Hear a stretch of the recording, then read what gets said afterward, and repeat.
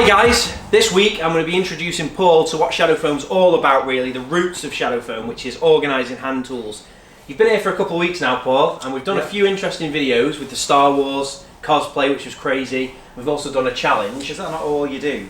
Well, I mean, we try to keep things fun and lively, but we are actually about organising hand tools. I thought I'd show you where it all started, my toolbox. So 7 years ago when I set up shadowfoam, I was working as an engineer, and this was my toolbox. I only probably had enough tools to fill 2 drawers, but then obviously with more space I bought more and more tools, and then I'm quite tidy and quite organised when it comes to, you know, tools and the things that I'm proud of and I want to look after.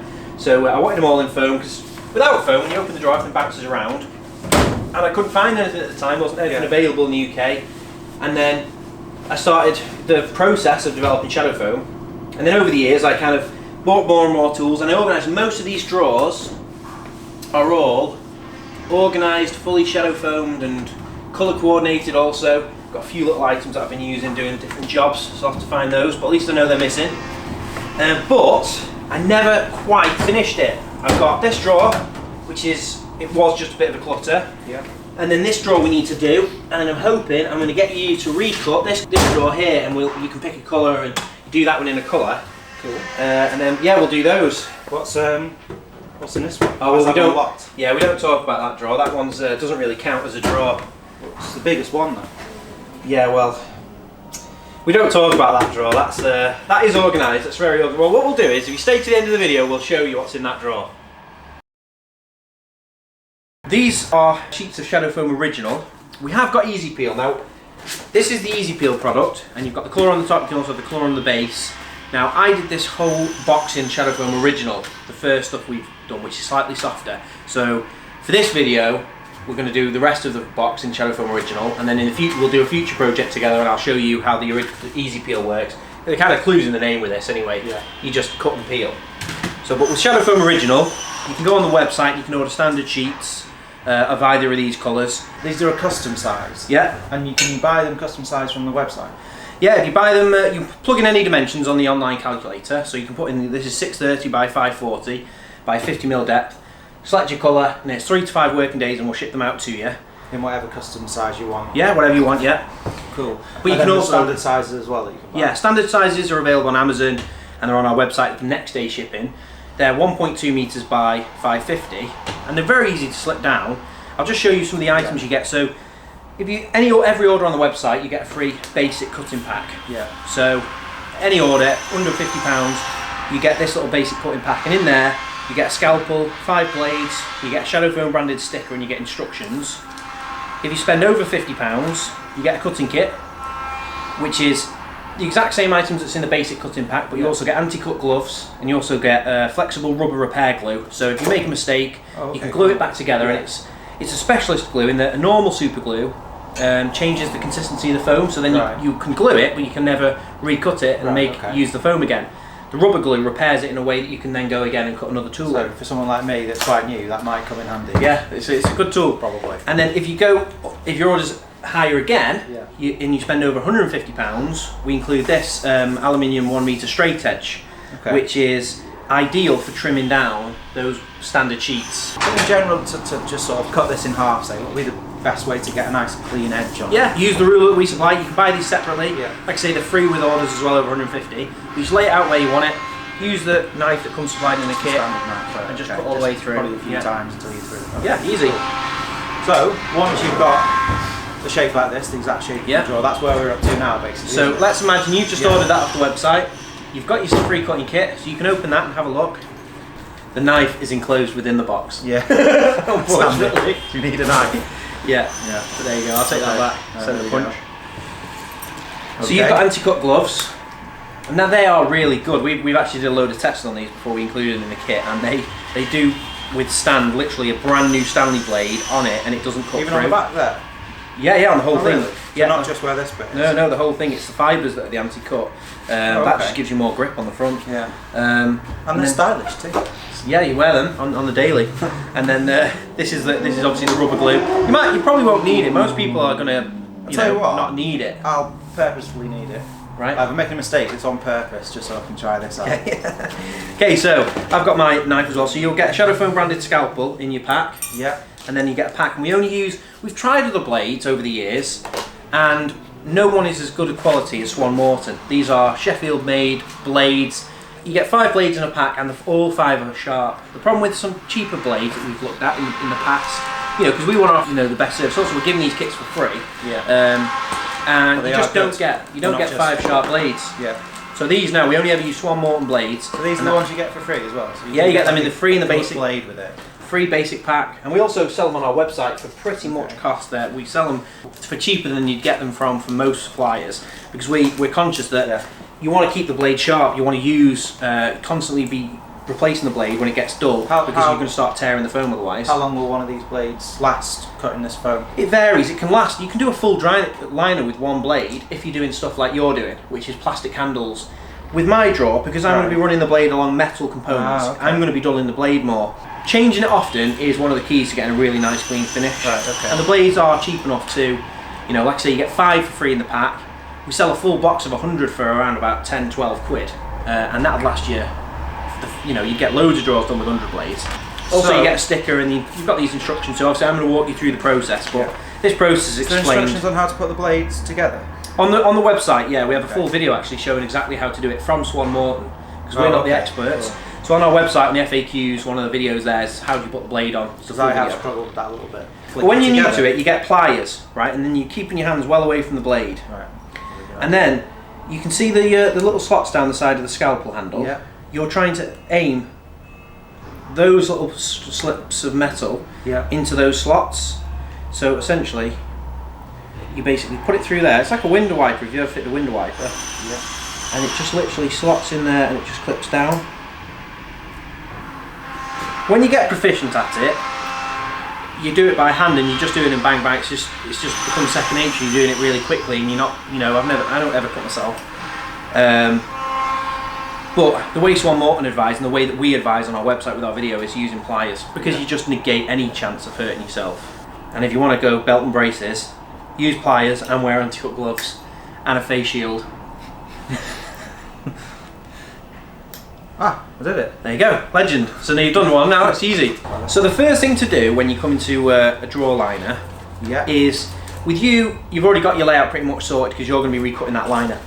But one of the elements that takes a lot of time is deciding on a layout. You want to basically keep all the items at least 12 mil away from each other. Okay. You don't want to get much closer than that, because then you lose a lot of the strength in the foam. Yeah. So you're looking for a layout that is both balancing practicality, i.e., you know, if you've got a set of things like we've got here, you want to keep that set in order, because when you come to get things, you're going to be able to visually see, oh, you know, what size you need is in order. So you want to keep things in order. Like I've got a centre punch set here, I'm going to keep those in size order. I've got a hole punch set here, I'm going to keep those in size order.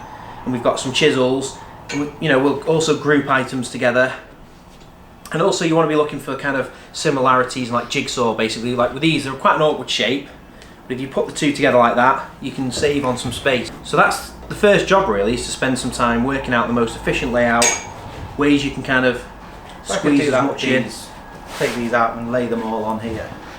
Yeah, I mean for you, like I say, when I did that layout originally, I probably spent quite a lot of time figuring out exactly the way to go. Well, maybe I could improve a bit on. If you improved on that, I would be impressed, but I doubt you would. So I win anything if I can improve, you know, some sort of challenge maybe. The only way you can improve that is if you could maintain a 12mm gap. You'll notice a little bit on here that we get a little bit closer at certain points. If you've got two pairs of pliers going here, going together closely, you can have a bit closer where there's only a single point. But if you're having two things aligned next to each other, you want a 12mm gap between. So what I'll do is I'll cut the first item in on mine, and then you can see how I do that, and then you can kind of have a go at your first item. So if you do the full layout of the whole drawer, take a photograph. For me, I know that I've got some more tools in it to the side that I want to try and fit in this drawer. So I'm going to be doing it quite dynamically and just doing stage by stage, squeezing things as tightly as I can, maintaining the layout. Do you do this visually, or do you ever get a tape measure out or ruler? No, not really. I mean, you can get a tape measure and you can square things to the edges, but at the end of the day, a lot of the time you're squaring items to other items. Yeah. You know, you want things to be square to the other items, because when you look at the drawer, you're taking it in as a whole, and you know, it's like when you hang something on the wall. You want the first one level, and then everything else has to be leveled kind of to that, you know what I mean? Yeah. So this is, I group things in categories, so you'll notice in the box we've got screwdriver drawer, we've got pliers drawer, we've got some like hammers and chisels drawer. This is kind of more engineering-y that I've kind of never had a location for. So what we do is we place the item where we want it to go, and we don't press down really hard. This is a mistake some people make. You have to hold it lightly so it doesn't move. Last thing you want to do is start cutting and it moves. And then some people press so damn hard that it distorts the foam, and then you start cutting it, and then you take it away and you've got like this flower effect all the way around. Yeah. So you just want to hold it still, and then you're basically just tracing it around the outside, using your scalpel like a pencil. You're not cutting very deep, you're just using it like a pencil, and you're cutting all the way around the item. Just like the first few millimetres as well. Just first pass, yeah. You're just literally using it like a pencil, marking the foam with the scalpel. And all the way around. And the idea is that once you take the item away, you shouldn't really be able to see that you've even done anything. Yeah. You know, you can't see I've cut the foam there, so that means I've achieved, when I cut the foam out the middle, I'll have a nice tight gap around it. So now what you want to do is, you want to go back and make it a bit deeper. So this is 12mm, and I'm happy for it to sit flush, so I can go down, you know, 12mm. Is that something you just judge? Yeah, I mean, you can cut past it, you can go further than that. You know, the only thing you don't want to do is go all the way through, because then you're going to lose a lot of the strength of the foam. So, I mean, you can even gauge it on the blade. That's like, I'm cutting down about 20mm there. Yeah. It's quite forgiving as well, isn't it, from my use of it? It's not, because it's foam. Yeah, well this grade particularly, because it's softer, it's very forgiving, yeah. It doesn't have to be like perfect underneath, it's sort of just... So the one thing I'm going to do with this, and this can also be done by eye, is because we've got two layers, we've got like this blade section that's really thin. Yeah. I'm going to put it back on there, and I can see just, it goes from that corner up to about there. Yeah. So what I'm going to do is, just by eye, it doesn't have to be perfectly exact, I'm just going to mark that there, and then I'm just going to cut on an angle down. And I've split my two sections there just quickly, so that's going to be my shallower bit. It doesn't have to be accurate, because it's all going to be underneath anyway. But basically I want that bit shallower than this bit, because that's going to sit down deeper. So then what you do is you press down on the side of the foam and you expose the side of the cut you've made. And for the handle section, we're going to cut down 12mm on an angle. And you literally just run the blade in on an angle and cut 12mm. And on the other side you do the same thing again, 12mm. You have to make sure you keep putting the blade as kind of as much of an angle as you can. Because otherwise, if you've got it too much like this, you're going to just keep going and going all the way to the bottom, and they'll never meet. Yeah. And the goal is that they meet. There'll always be a slight angle that the blade's going in, so there'll always be a slight sort of slope. Yeah, but like you'll see, but that's fine. You won't really detect it. You'll see it, and but it looks nice. You know, the finish is great. A lot of tools have a round radius to them anyway, so then it lends itself to that, to screwdrivers and stuff. You know, pliers have rounded handles. Yeah. Most things, these engineering tools are all flat bottom, but not all tools are. And then with this, obviously with the blade, we want to go a bit shallower. So I'm going to do the same again, but just cut down 5mm. Just go across 5mm. I'm going to do two cuts, it's quite wide. Go again, 5mm, 5mm. And then you can always trim the bottom up a little bit. Like there's a little bit that's a bit higher. So I can just use the blade, run it across it. Yeah. And trim it up. And then looking for kind of as fewer sort of cuts as possible. I mean, at the end of the day, when you've got a full drawer like this to do, you know, we're just taking our time because we're doing a bit of a tutorial. Yeah. But in reality, you've got a lot of tools to do here. You want to be going at a relatively comfortable pace to do this within an hour and a half. Yeah. You know, the longer you take. Is that how long you would sort of? I'll have this done in 40 minutes. Right. Okay. You know, because I'm quite proficient at it, and I'll just be plodding along. And also, the key is not procrastinating. Decide on your layout as quick as you can, or you know, when you've decided on your layout, just keep going and going and going, because sometimes you can think about it too much. Think about it too much, and then all of a sudden the drawer's going to take you hours, and it's not really because the cutting took hours, it's because the procrastination built, you know, added up. Yeah.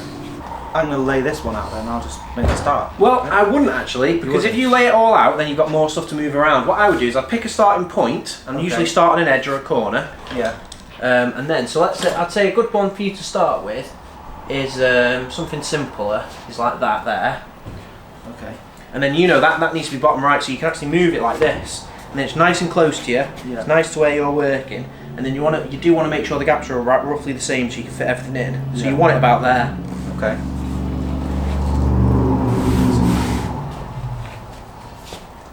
So with something like this, I've got a question already. Yeah, yeah. It's got a slight sort of tapered edge. Yeah. So should it sort of be straight down from the side of it? Yes. Yeah. it's key that you hold the blade 90 degrees to the foam at all times. Yeah. If you go on an angle like this, and you're thinking, oh, I'm doing really well here, I'm tracing it exactly, and some people, I've seen them cutting it here with me, I've just shown them, like you may have ended up doing it then. I'll show them exactly how to do it, and then they come at it and they're like, oh, and they think they're doing amazing because they're cutting really close to it all the way around, and they've not miscut, and the whole time they've had this scalpel on an angle. Yeah. And then what happens is, you've already done a lot of the angled cutting, right? Yeah, it's almost so then, in the middle, hasn't it? Yeah. So then you go back and you think, right, I'm going to cut all the material out. But then you've got a pretty accurate silhouette. Yeah. But you've got no depth to push it down into. There's nowhere for it to go, so it just sits on the top. And you're cursing yourself. And the idea is that you've already done the angle cut that's supposed to be at the bottom. So you want to cut 90 degrees down, so that can actually has got somewhere to go. Yeah. I've already committed a sin. I went back and did it again. Yeah, that's the other thing as well. You don't want to do that. And you can do that, but what you want to do is kind of like push down on the foam and make sure you follow your existing line, not make a new line. That's really good though now. So what you want to do is you want to go back and just make sure you've cut down, because that was your first pass. Yeah. You want to make sure you've gone deep enough all the way around. Right, I'm going to do the next bit. Deeper. So you're cutting down, you want to be cutting down, yeah, the back there, yeah, that's it. That's good. Is it? You can see there, you're doing the you see how you're getting a bit of a ripple? That's because you're using a saw in action. Yeah. But what you'll find is if you press it to one side, you don't actually have to do that, because if you just drag it, it's you're also far quicker. Because then the other thing is you're leaving it in. It's in the position, and you can just literally like go along bit by bit without having to worry about sawing. So I'm getting quite a lot of tearing. What should I do about that? Is this something to do with the action that I'm using, or have you changed your blade yet? No. As soon as it starts, I've I've done a bit more. I'm going a bit faster. I've already changed my blade once. What you want to do is you want to get used to the feeling of a new blade. Okay. Right. And then as soon as that goes away, you know it's time for a new blade. A new blade cuts it like butter. There's no effort. There's no sawing action. There's no effort required. It just literally carves out the foam. It feels like it's dragging. Yeah, well, that's it. You definitely need a new blade. Got a serious problem here. Right. So what you got to do is you got to put it back in the position you've had it in. Where have you cut? Got round to like here, then I realised it was too close. We're on a rescue deal. You moved it a little bit. So I've got along this side of it, and you moved it further that way. Well, actually, I think you've moved it mid-cutting. Yeah, change the blade. Last thing you want to do, start cutting then it moves. We'll have to use glue in a minute. I did say I would make a mistake on purpose so we could test out the glue. Well, what I'm going to do is I'm going to cut. Stuck to my word. I'm going to cut the material out that we need to remove anyway. Otherwise, we don't really have a view of what's going on at the minute. Yeah. So basically, what Paul did was he cut the item half cut it, and then he kind of changed blades. The item moved, and then you carried on. You didn't realise, did you? So he's basically made an extra cut here that he didn't need to make. So all we're going to do is just squeeze a bit of the glue down that gap. Nothing overly complicated. You don't have to really put much pressure on it. The gap will naturally close up. You'll see when it's dry. It's invisible. You can't really see it. It's closed it right up, hasn't it? Yeah. And also, let's say you didn't even want that tool there. I could glue that bit back in. Once it's all dry, you can then cut another tool in again. Yeah. And that's why we use this glue.